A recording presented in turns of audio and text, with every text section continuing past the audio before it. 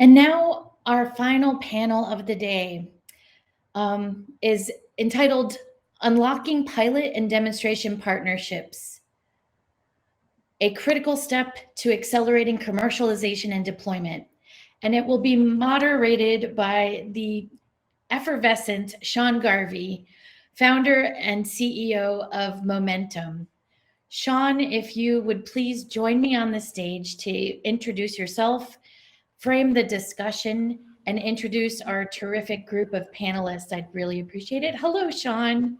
Hi, Tenley. Thank you so much for joining us today. Thank you for moderating this session. I'm so delighted that you're here as one of our key partners in implementing CalTestBed and documenting this program. I really appreciate your partnership and your support through the program. Thank you so much, Tenley. You know, that goes back at you throughout this entire experience with COVID. I've really only made time for one conference by Zoom and with a commitment to stay on for the entire conference. And it's been the CalTestBed Symposium. I know the phenomenal work that went into this symposium last year, and it was a really brilliant platform for thoughtful dialogue for the companies. At that time, I think 18 or 20 companies, now 40 companies that are in the CalTestBed ecosystem.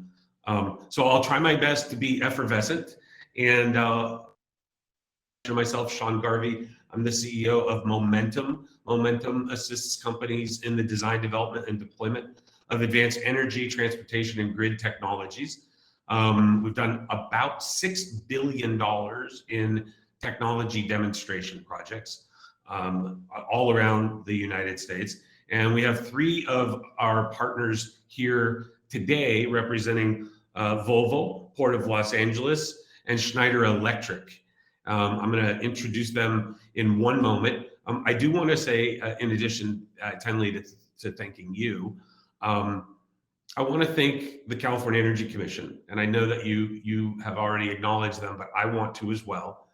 The folks at the California Energy Commission had the foresight and wisdom to develop an entire ecosystem of funding to support companies that were working to get through the valley of death, and have developed such a robust program from CalSeed, and many of those companies went into the CalTestBed program, and some of those companies are now in the Bridge program or the RAMP program.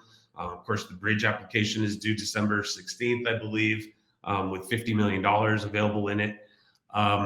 So this robust ecosystem that includes Lacey and San Diego and CSU, Fresno, Blue Tech Valley, REIC, the Regional Energy Innovation Clusters, was such a brilliant concept. And I remember talking to Eric and his team 5 or 6 years ago about the value and importance of this ecosystem before it was ever in reality. At the time, it was just a concept. And I just have to raise a toast to them because, in my opinion, this is probably the most robust and well-considered ecosystem of public-private investment and public-private partnership that we could demonstrate in the United States today. So anyways, I'm going to move on now. We are going to discuss today next level partners for CalTestBed participants, but this is also a broader conversation. And really, there's one core question for all of the companies in CalTestBed and in CalSeed: building technology innovations, energy efficiency, energy storage, clean transportation, zero emission transportation.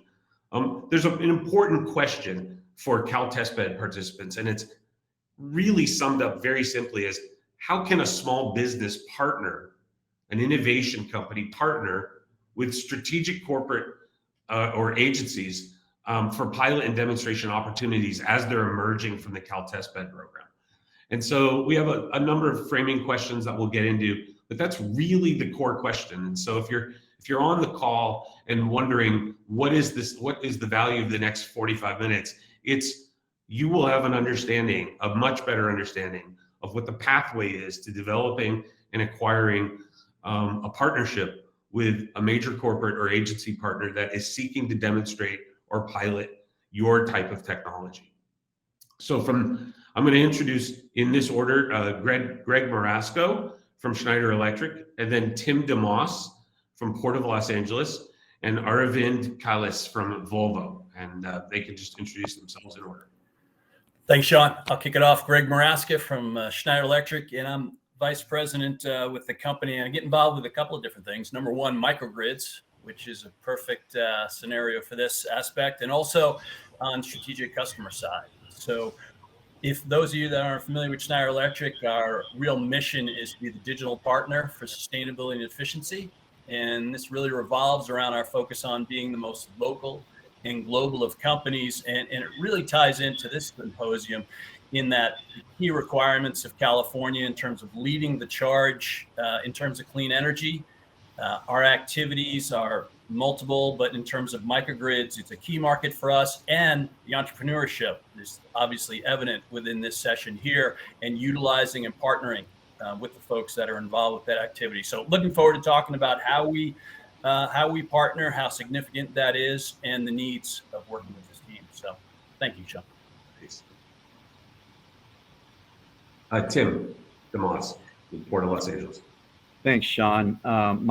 Good afternoon, everybody. My name's Tim DeMoss. I'm the Environmental Affairs Officer for Air Quality at the Port of Los Angeles. I want to thank the folks at Momentum for asking me to be a panelist today. Thank you, Sean. I know there's a lot of people that are listening that don't live in California. So let me just say a little bit about the port. Together with the Port of Long Beach, we make up one of the largest port complexes in the world. And about 40% of the United containerized goods come through these ports. We're surrounded by disadvantaged communities. As a result of all that activity, there's air emissions that affect those communities. And so it's my job. I'm getting some feedback for some reason. It's my job to develop and implement strategies to reduce emissions from those large sources that move freight in and out of our ports. And we developed a Clean Air Action Plan to put those strategies into play. The first Clean Air Action Plan was developed to reduce diesel particulate matter. That was in 2006, and our latest Clean Air Action Plan was developed to continue reducing diesel particulate matter and things like NOx and SOx. But really, we're laser focused on reducing greenhouse gases at our port, and as a result, our strategies focus on developing, demonstrating, and piloting these advanced technologies, these zero emission technologies. And we're a great test bed. We have a rigorous duty cycle for operations here. So if something gets tested here and it works, it'll work everywhere else. It'll work at the warehouses, and it'll work at the rail yards and all that. So I don't want to go too much more into it, but I just wanted to give that brief introduction. So thank you. Yeah. Happy Hump Day, everybody, and Sean and Momentum team, thank you for inviting the Volvo Group to join this conversation. My name is Aravind Kailas, and I'm the Advanced Technology Policy Director for Volvo Group North America.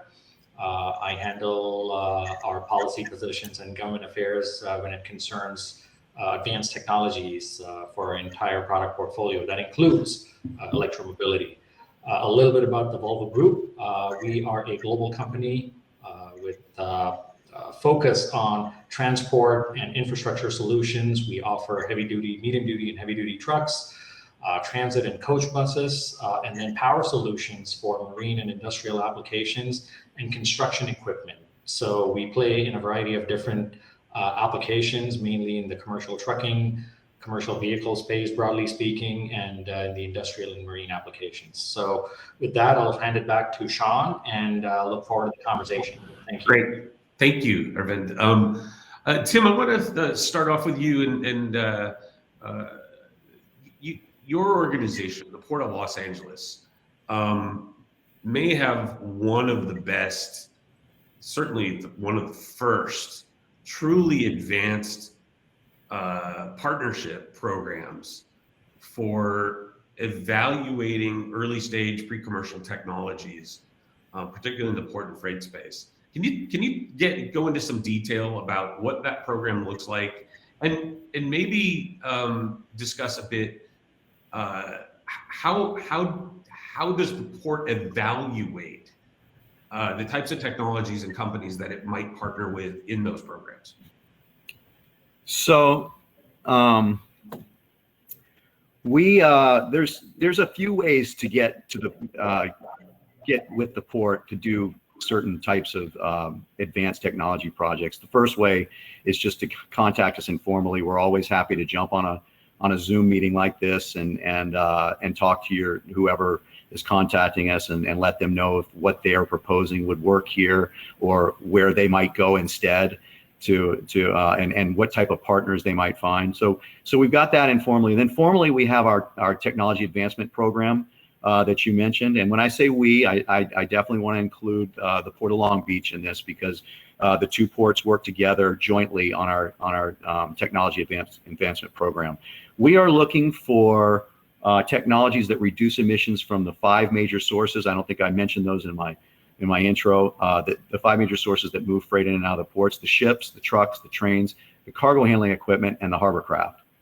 And so if you go to our website, www.cleanairactionplan.org, that's all one word, you can click on the Technology Advancement Program button, and it's got various things for you to look at, including the guidelines for wanting to do a project with us, and the funding opportunities.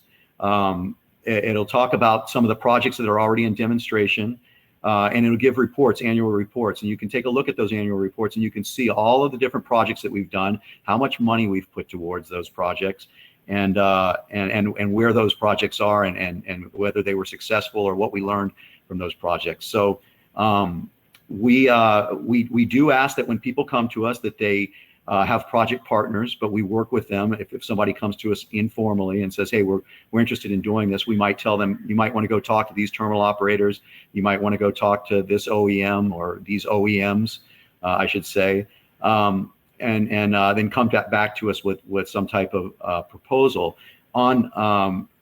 Included on that website is a button to push for request for information, and we ask for concept papers. And so you'll fill out a concept paper, and we'll look at it, and we'll get back to you and let you know if we need more information or not.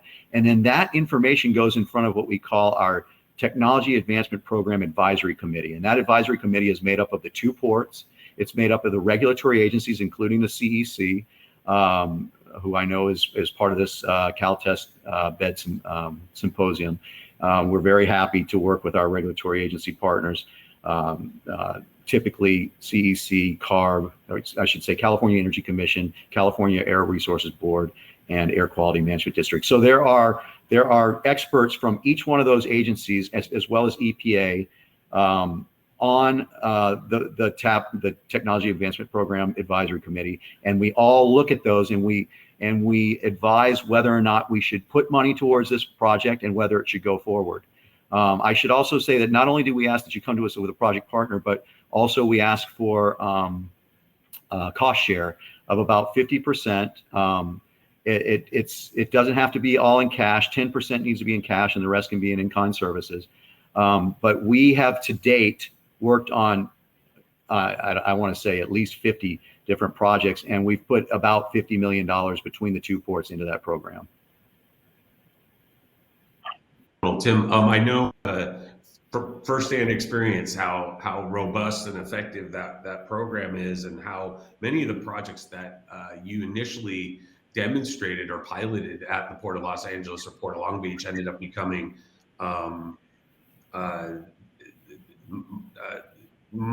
very successful at attracting state and federal monies, as well as investment monies and commercialization. Why don't you speak to that for a moment? Because of those 50 companies that you've invested in, several of them are very, very successful. Well, I should say that we're not really interested in concepts when you come to us. We're interested in helping companies get over the last hump.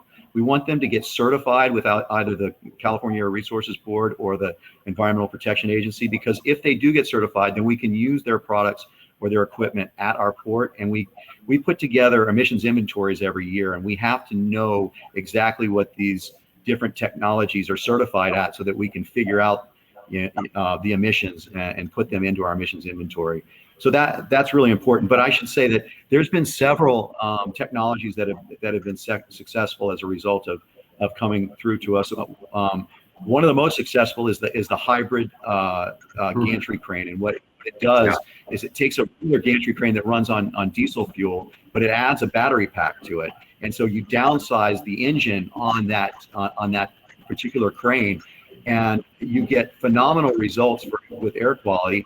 And the utilizers of that equipment like it so much, it saves them so much money in fuel, that we're seeing these crop up all around our port. So that's one example. We've had a hybrid tugboat that's being used in different parts of the world.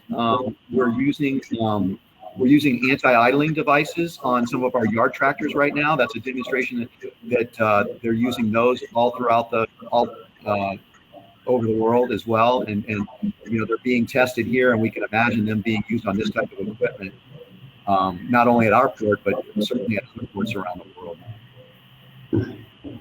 Thank you, Tim. That's really helpful, and thanks for moving the conversation forward on that. I will go ahead. I want to say one more thing, one more technology that has been tested and demonstrated and now is being utilized at our ports. It's the Bonnet Systems, which when a ship comes in to park at our port, we typically want them to plug in, but if for some reason they're not able to plug in, we have this system that puts a sock on their exhaust system, and it pulls the exhaust from off the ship and cleans it, so that so while the ships are at berth, the emissions that are generated at berth are minimized. So I thought that's also an interesting one that we're working with. And as a matter of fact, it's become part of a strategy for complying with some of the regulatory agencies. Mm-hmm. Excellent, thank you. I will say, for the benefit of the Cal Testbed participants on the line, there are other agencies that manage technology advancement programs. Many of them are mimicked on the Port of Los Angeles and Long Beach program. San Joaquin Valley, for instance, their air pollution control district there has a TAP program. Port of Oakland as well, and a number of other agencies. So that's something that folks should be aware of. None of them will you find as accessible or as robust as the program that Port of LA has developed, but do be aware that is an avenue and a pathway to creating a potentially funded relationship to demonstrate projects in real time on a site in partnership with what would eventually be a customer. Greg, let's turn to you for a moment. We've done some really exciting projects with you in the microgrid space at the Port of Long Beach, the mobile microgrid, as well as the Semper grid at Miramar Marine Base. Exciting projects for us to have worked on, and grateful for the opportunity to do that with Schneider. In doing so, we came to realize at Momentum over the last 3 years just how ambitious Schneider is in evaluating and vetting new technology and new innovation. Can you expound on that? Yes, thanks, Sean. And it was great working with Momentum on both those projects as well. So thanks for that. And so as we move forward, especially on the microgrid direction, you mentioned 2 projects. So in terms of Port of Long Beach, what's exciting there is just leveraging what's required. And as Tim mentioned, obviously ports, and we've done quite a bit at Port of LA as well, and a great folks to work with, as you've said, is, the requirements of what they really have. And so what we've shown there is a few different technologies and work through. So, DC coupled PV and storage, which, isn't exactly new, but in terms of it, at a critical site, which in effect is the control power for the port. The control tower, I should say. And another aspect being a mobile battery energy storage, and pretty critical there in terms of getting to where the need is, as I'm sure Tim can elaborate. Obviously, pumps and pump stations are critical. And if you lose power They've got to be addressed. So being able to be mobile and address where that need is significant as we go through this testing procedure, as opposed to something that can handle, the full spectrum and needs of ports. In addition, refrigerated trucks, obviously pretty critical in terms of those containers. You lose power. How do you get to those key containers in a way that is cost effective? And that's what we're experimenting with in terms of the port aspect. You mentioned Miramar, of which we've done quite a bit of activity. Another good partner to work with there. They've got some key things in what they're trying to address in terms of their landfill gas and using that gas as an energy source. But there are some challenges with landfill gas, in terms of poor gas quality and the fact that when you're using that, you're going to have some brownouts.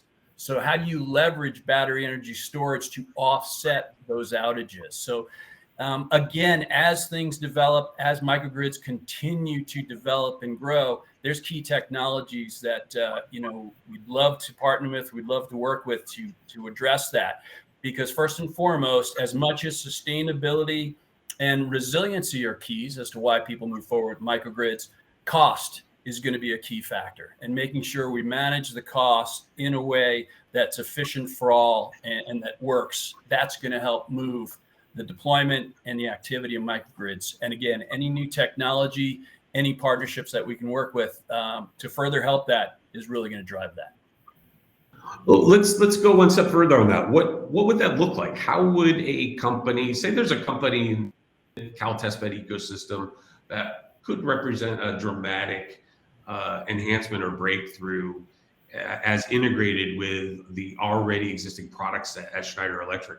How would they go about getting noticed by Schneider? Yeah, I'd say there's a few different avenues, and Sean, you nailed it. In first and foremost, it's got to be addressing, as the folks have been talking about during this symposium, is addressing a real world problem. Okay, how do you starting there is pretty key, and then it's really matching up a few different ways. It could be on a particular project, and again, in terms of microgrid activity, there are some key pieces. It could also be we have a group called Schneider Electric Ventures, and they are looking for the next models in terms of these incubator type offers and what's happening on storage, what's happening on EV, what's happening obviously on grid and maintenance and monitoring. So all those are key of focus, as well as smart buildings and industry. So if there's some matchmaking, we can tie you in with that activity on Schneider Electric Ventures. But keeping it in my world on the projects, it's really getting in contact with us and helping us better understand how you fit. Obviously, we look at microgrids as really a team sport. It takes all different aspects, and it's not just on the technology aspect, it's also on the commercial aspect, it's on the financial aspect in terms of how we're growing it and tying in with JV activities on that end as well. So really helping us understand where that niche is that we're missing that can pull through to help us drive for a particular project would be a great start. Thanks. Thank you, Greg. That's real helpful. Aravind, Volvo has some pretty ambitious objectives. Full electrification of your car fleet by 2030 and 50% of the trucks by 2030 as well. Clearly, the appetite for developing collaboration and partnerships with emerging innovations that solve real-world problems has to be foremost on your mind in pursuit of that objective. How do you associate to this?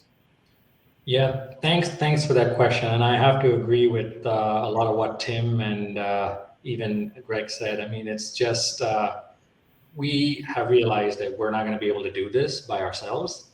We have to learn to play with a group of stakeholders, and a lot of them that we have typically not worked with or had the opportunity to work with. So I think this is a learning curve for us and else as we embrace this paradigm shift, if I can put it that way. One of the things that has been brought up by my co-panelists, real world problems. So obviously that's where the discussion starts. I'd like to say that, for us, there's two drivers. One is the regulations and the policies. And obviously you react to that, and sometimes we're a little bit more engaged to make sure that the right policies and regulations are in place. The other side, of course, is the pull we get from our customers. They want something because they have their sustainability targets. They are ready. And somewhere in between, we're ramping up our R&D, engineering, commercialization processes, and there is a little room for adapting this to fit the industry needs, which comply with the regulations and such. So we have to recognize that that's the space that we live and play in, and we can, of course, influence both sides of this equation, but we have to work in tandem and be reasonable. There are certain things that we know how to do really well. We know how to understand our customer needs and support them. We understand how our products and solutions and services around that work, but it's still sort of around the assets that we manufacture and sell. And so we are obviously open, and we have already started working with a variety of different stakeholders. And this could be a charging vendor. This could be somebody who is providing a turnkey solutions provider, focusing on the zero emissions or electromobility space. This could be working with an engineering contractor. This could be working with all the three parties that I mentioned, who can be the same entity or different entities. And also going beyond and maybe teaming up with other OEMs or other technology providers, depending on what the need is. So in short, I don't think there is a formula. The only formula is recognizing what the problem is and really being open to recognizing that there's going to be multiple parties who will be part of the solution set. So absolutely, those of you who are listening to this,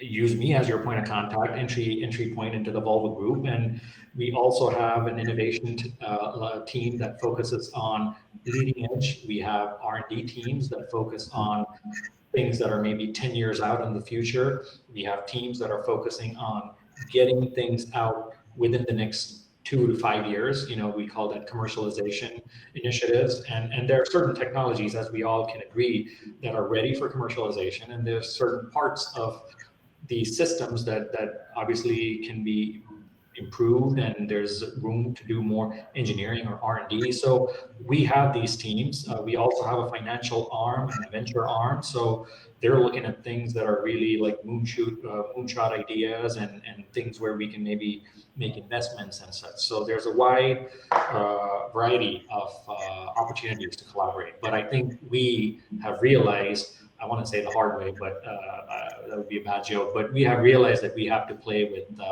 so many other people we know and people we don't know. Aravind, first of all, I hope everybody just noted that Aravind offered to be your point of contact in the Volvo Group, so take his contact information down. You don't get those offers that often. But I will say, and to expound on your point, Aravind, we had the pleasure of working, or we are currently working on a really exciting project with Volvo, with a major grocery chain, to deploy 50 Class 8 vehicles.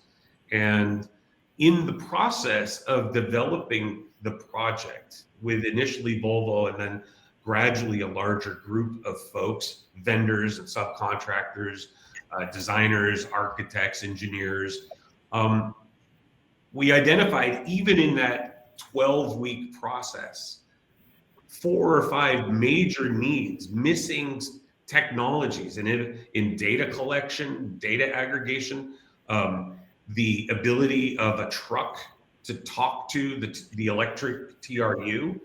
The communication hadn't yet been developed because we're doing this all in real time. Mm-hmm. And we worked with Volvo to go out and find somebody who was developing a technology that would allow that type of communication between the electric TRU and the electric Class 8 truck. But there were many opportunities to do that. And I was intrigued in that process by how relationship-based that was. It was literally identifying a problem, and Michael Ippoliti or Dawn or somebody on the Momentum side or somebody with the San Joaquin Valley Air District would say, I think we know somebody who could do data collection like that. I think we know somebody. And it was very informal. And so there's this really interesting dichotomy here, even in this conversation, from very formal processes for early stage companies and innovators to approach, say, the Port of Los Angeles. They go online and they fill out a one-page concept paper. To the other side of things, which is almost entirely based on personal relationships and experience. And, we have some experience with those types of funnels. SoCal Gas, which has $15 million a year that it invests in early stage R&D innovation for natural gas, renewable natural gas, and hydrogen. And most of that's done through, it's not a formal funnel. They don't accept applications. It's, you were able to get somebody's attention to introduce the concept and to develop a relationship with. I don't know, that's just a concept. Do you have any thoughts about that? And I'll let that go open to the group.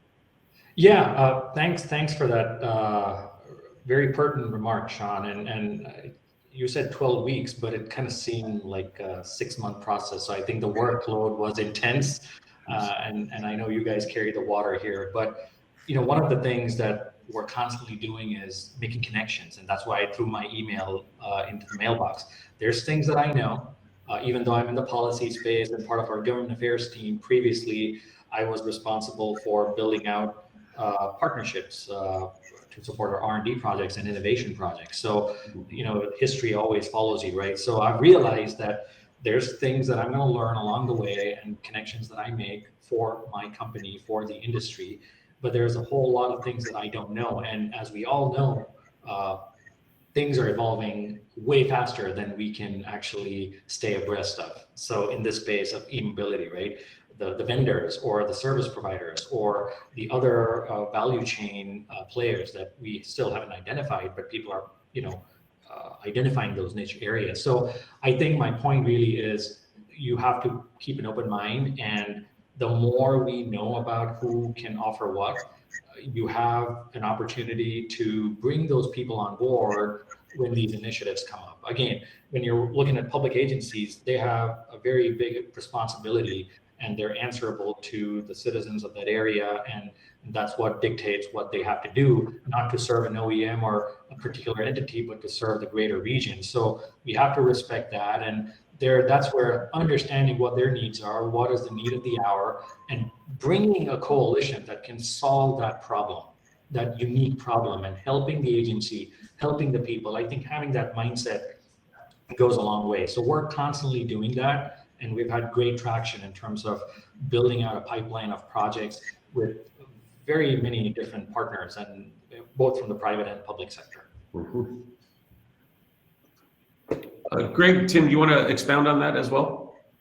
I'm happy to do that. I mentioned earlier that you could contact us informally. You could contact us formally with the Technology Advancement Program. And then there's a third thing that's come up in the last few years where the regulatory agencies are coming out with these large grant funding opportunities, and everybody wants to get their hands on that money. And so what happens is we get teams coming to us proposing their projects for us to then put together an application and apply for these funds. And those teams, we are typically looking at the port, we're looking for OEMs, established OEMs that want to commercialize their product, that want to, that will provide warranties, that will provide maintenance once the product is commercialized. And so what happens is we have these OEMs approach us, but they have teams with project partners. And the way that we get this done is we will send out a mass email to our tenants at the Port of LA and let them know that there's this opportunity for money to get equipment at their facility. And then, but we say to them, you have to choose who you want to work with, because we don't have enough time during these 60 to 90 to 120 days to go out with an RFP to figure out who we want to choose. So we really have to rely on these private entities that go out, they put these teams together, and then they come and they pitch what they want to do to us, and then we figure out how we want to work with that. Sometimes we work with multiple partners. So for the smaller companies that are looking to work in that type of capacity, they need to get a hold of the Aerovins of the world and tell them what they're thinking and see if they can join their team so that they can then be part of this larger team that we put together, and then we choose to go out with an application. As I said earlier, typically the agencies want to work with the ports because we are a great test bed, and we have shown that we are good at demonstrating these types of technologies. And so if we can get, if we can choose the right application, we typically get millions of dollars to go out and work on some of these projects. So I guess that's what I have to say about that. Excellent, thanks. And so from our side in Schneider Electric, you mentioned, Sean, in terms of formal, informal, I guess we run the gamut. So just similar to your activities with Arvin, on the microgrid side, it is about getting involved in a project and really trying to figure out what are those key pieces, what are the needs, how are we addressing the customer solution. And there are often, as you described in scenario with Volvo, sometimes there are some gaps. And so that would be the informal, and I'll take Arvin's lead, and I'll put my email address on there as well, since he set the bar.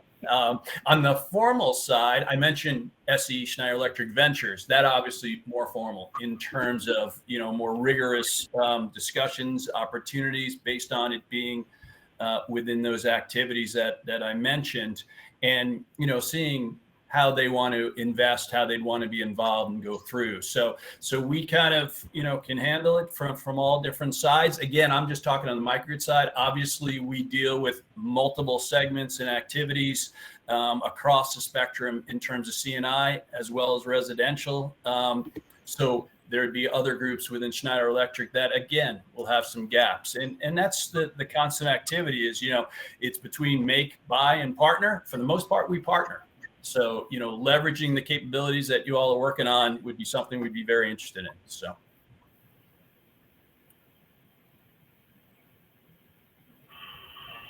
Thank you. That's interesting. Actually, I have a follow-up to that. Since you made that distinction, make, buy, partner, is there a pathway? How do I ask this? A company comes to you with an innovation you're interested in. What does the pathway look like? Is it a partnership opportunity that a company is looking for? Is it a collaboration? Is it a strategic investment? Does Schneider acquire pre-commercial technologies through this type of process? Like, what's that all look like to you? So I would say, Sean, the answer to that is yes. On all four counts, because they've all, and I see Arvin shaking his head as well. It's where does it start? Where does it end? For instance, at Schneider Electric Ventures, in terms of their investing, they do a few things. Number one, really that mentoring is key. But in the back of their mind, when they get involved with a company, they want to leverage that within Schneider Electric to make us better, to give more offers and opportunities to our customers. So that's always on the mind as to how do we make ourselves better? Maybe we use it internally, or how do we use it for our customers? So that's, again, one bucket that you covered. Going all the way to the other side is, how do we quickly partner? How do we get involved? In terms of our digital journey that we've been over 10 years in it, we base that all on our technology stack that we call EcoStructure. And the key there is to be able to tie in easily with third-party opportunities in terms of that open protocol to bring those in to the hierarchy, whether it be on the advisor level in terms of intelligence, whether it be at the edge control, or whether it be at the device level. So we tie in from all those aspects and have that vehicle to use that. So that's where partnering has gone in. And obviously very active in the last 3 to 4 years in terms of acquisitions. And that's happened as well. So all the above in terms of what you mentioned, Sean. Great. Thank you, Greg. That's really very helpful. I want to pivot just a bit to maybe just expand on that. What is it that you're looking for in a company? And I'm particularly thinking about what types of obstacles or considerations that a company might want to be aware of prior to even really coming to you as a potential strategic partner. And by that, I mean, are there considerations about intellectual property, warranties, risk mitigation, that type of thing? Is that something that Cal testbed companies should be aware of? And Tim, you're shaking your head. Why don't you take it on? As a public agency, anything that you give to us can be requested through a Freedom of Information request. And so you have to be very careful. Companies can come to us and they can have certain intellectual property. We just ask that they don't hand us that information, especially during the phase before we've even entered into any type of contract. So there's that we look at. We're also looking for companies. What happens is you get grant funding, whether it be from us, whether it be from regulatory agencies, from wherever. And that, I lost my train of thought. That's okay. And that there's a finite amount of that money. And what happens is at times, if you're working with a company that's not well funded, we'll have to go back and request more money. And that's not a quick process for any government agency. It doesn't take weeks, it takes months. And so we definitely want companies that come to us that either have partners that are well funded or that they come to us with some type of money. And I know that's not always an easy thing to do, but that's why we ask when these companies come to us that there is a cost share provided. So we're looking at that stuff, and really what we're looking at these days, because the Technology Advancement Program has been around since 2008, when we were really looking at these startup technologies, and now we've gotten to a place where the OEMs like Volvo have jumped in the game, and so we're really looking for companies when they come to us to be connected to some type of OEM for the large grant funding projects in particular. For the technology advancement projects, as long as we like your equipment, as long as if we see that there's a pathway for us to use this at our port, then we don't need the OEMs attached to this. But we are really more focused on those larger grant funding opportunities these days. We're getting so much pressure from the community to move towards zero emissions. We need some early successes. And so we know that if we work with companies like Volvo and other OEMs, there's a good chance that they're going to make this work because their name is at stake. And so when they come to us and they say, yeah, we're gonna build you a truck and it's gonna go this many miles, we believe they're gonna do it. And they say we're gonna commercialize it by a certain date. We believe they're gonna do that. We can trust that. So that's that gives you an idea of kind of what we're looking at. Tim, I'm really excited to hear the immediacy and the urgency that you're expressing there, and the scalability as well is clearly coming across. I know, particularly in the port communities, we've had a decade of funding for fairly small scale demonstration projects, and now because of regulation as well as just consumer appetite, this demand to scale what was once 3 or 4 ultra large forklifts or one drayage vehicle. It's like, no, we need hundreds. And I know that's what you're looking at. I'll turn to Aravind because he's got just really brief. Go ahead, Tim. I was going to say just one of the strategies that we're working on right now is we're going to be starting, and we just went to our board and had this approved in April of 2022. We're going to be charging a $10 rate on per TEU, and most containers are 2 TEUs, 40 feet long. And so most trucks coming into the port will be charged at that rate if they are not zero emissions or low NOx trucks. And we're going to take that money that we collect, and both ports are doing this. It'll be about $90 million a year that we collect, and we're going to turn that back around. We're working on a spending plan right now, and that money has got to go towards these. For the Port of LA, it's got to go towards zero emission technologies. And for the Port of Long Beach, both the low NOx and the zero emission technologies, at least for a certain amount of time. So that's exciting. Look for that spending plan to see where we intend to put some of that money. We just released an RFP last week for 10 zero-emission trucks. The Port of LA is putting in $3 million towards that. And so we intend to receive those proposals back before the end of the year, around the beginning of next year. And so, yeah, we're, as you said, we're really focused on starting to get this stuff moving. Wow, that was a fire hose of great information. Thank you, Tim. Aravind, I just wanted to, for the benefit of the folks joining us today, not every technology that you bring to the party is going to be used by Volvo Group.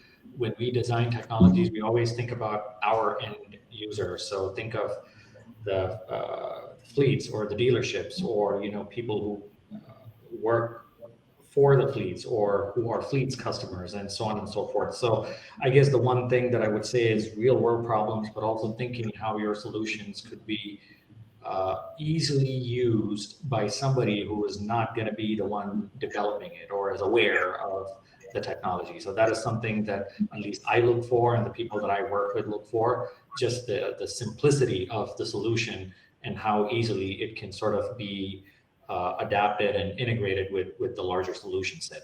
And so that is one piece. And the second piece is, it's one thing to deliver a concept and be around for the integration and testing and such, but then it's equally important where when we drop it in the hands of the customers, we can rely on our partners, collaborators, team members to be there for our customers. So I think that's another thing that we look for.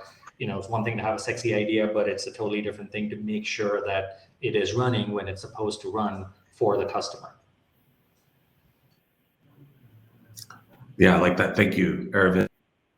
One of the issues that we've had experienced with projects, particularly because when they involve an earlier stage or just emerging commercial technology, on many of the ports, for instance, we had the issue of two major issues. One was nobody had previously thought through how the technology was warranted. And so that became oftentimes like, oh, there's funding, there's $20 million available. Is there a warranty?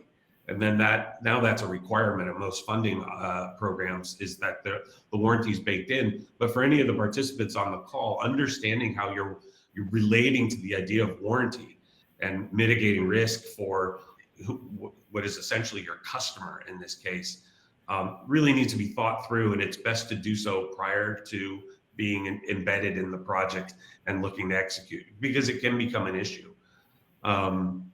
The other issue there is insurance, as well as asset disposition at the end of the project life. Be thinking through these issues, like who's supposed to own the charger at the end of the 3-year demonstration period? Who owns the drayage vehicle? That all affects your assumption of cost of the salvageability related to the value of the equipment and that type of thing. So those are some pretty sophisticated things to be thinking through. Tenley's back on the call, and I love the way you just appear. Yeah, I just pop up as a quick time check. But Sean, I wanted to thank you. Do you have any final remarks? Does the panel have any final remarks?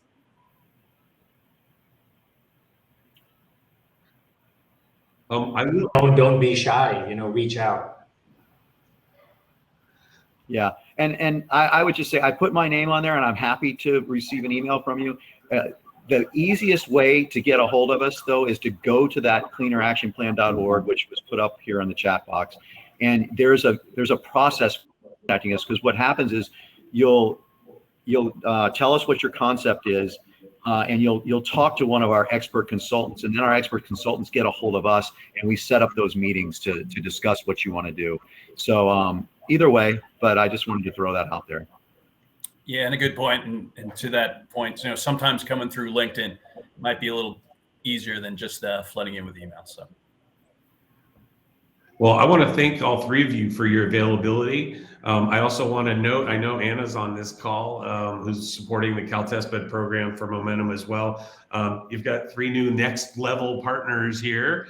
And Tenley, I'll introduce that notion. You might want to just describe that in a more holistic context than we have so far. Sean, thank you for bringing that up. That is something that we are working with Momentum to do, is pull together a directory of these next level partners. And when we speak of next level partners, we're talking about investors, companies that are open to pilot and demonstration opportunities and partnerships, and additional like government grants and other accelerators that'll help our companies as they're finishing up their Cal test bed testing. They can move on to the next level, and that's why we're calling them next level partners. But we're trying to pull together for next year a directory of, you know, how to approach these companies, how to approach these investors, how to, like, what is the pathway. And so Anna's doing a great job helping us compile this information, and we're really delighted to be working with Momentum on that. And so, to conclude, Sean, I want to say thank you for, again, your excellent moderation of a fantastic. Did you meet the bar of effervescent? Yeah. Well, you know, as I was drafting my comments, effervescent was what came to mind after knowing you for a few years now. But I do want to say thank you to Greg and Tim and Arvind. I really appreciate your corporate perspective on this and your openness to work with our entrepreneurs and innovators that are working to progress towards commercialization. We really appreciate it. We appreciate your thoughts and your time today and your expertise. So thank you all. Have a great afternoon. Thank you very much. So on that note, we're going to progress to our virtual lab tour of UC Merced. There are some excellent folks working at UC Merced, working with one of our cohort 2 companies. And I'm really excited that they are working with us on Cal Test Bed this year.